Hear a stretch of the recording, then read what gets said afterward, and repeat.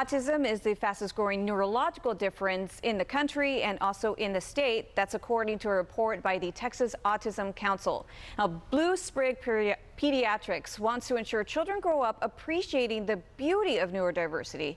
That's why we have Christina Way with us right now so she can help us talk to our children about understanding and accepting autism spectrum disorder, especially in the classroom. So before this, I did a little bit of research trying to understand what neurodiversity is. There's so many different definitions out there, isn't there? There are, and I think that one of the most all-encompassing explanation of it is really just it's a difference in the way people learn, the way people understand information, interact with their environment, communicate differently, engage socially with others, and we're all different and have variations in the ways that our brains work, and that's all neurodiversity is. I love that. Okay, so let's talk about now helping our kids be more empathetic and kind towards anyone who may be neurodiverse in their classroom. So when should we have this conversation with our kids, and how can we make it age appropriate?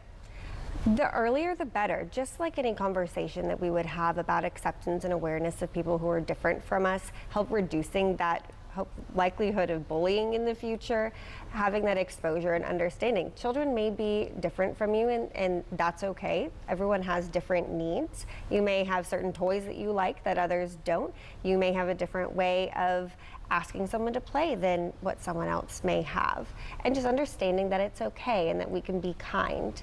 Yeah, so when I'm at the playground and there's someone that is different than my kids, I usually just say, go play with them, not point out what makes them different. Is that a way to go about it? Like, help us parents understand what acceptance and understanding looks like. Most definitely. I think the more exposure that you can have to people who are different from you, especially those who may, whether it's physically look different or have those neurological differences like we were talking about, is key. Whether it's showing TV shows on Sesame Street where they have their character with autism, it's engaging with others who may seem like they're playing off on their own, they're playing alone. How can we incorporate them?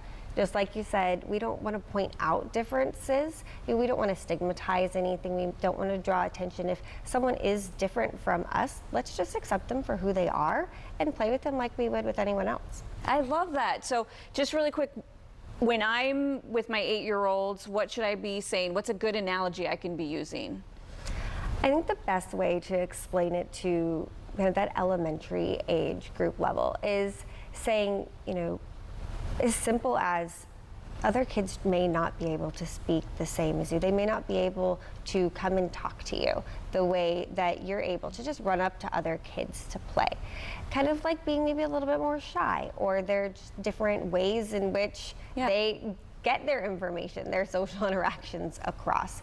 So it's difficult to compare it to one specific thing because neurodiversity is so diverse and every situation is going to look different. Oh, thank you so much for being here with us. Now, if somebody wants to get more information, where can they go to?